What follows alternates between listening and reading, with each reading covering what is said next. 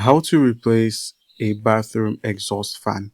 All right, so your first step is to gather your tools and materials. So before you start, get your tools and the new fan ready. You're going to need a screwdriver, a drill, wire connectors, voltage tester, and the exhaust of a new fan.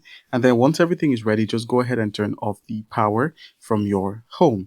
So turn off the power at the circuit breaker before touching any wires. Once you have turned it off, go ahead and remove the old fan cover.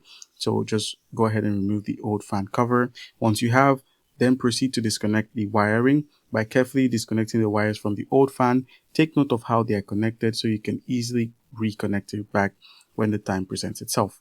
All right, and now once you're done disconnecting, go ahead and remove the old fan unit by unscrewing the fan housing and carefully pulling it out of your ceiling. And then once you're done, go ahead and install the new fan by placing the new fan into the opening and secure it with screws. And then once you're done, reconnect the wiring back, attach the cover, and simply test the fan. And that's how to replace it.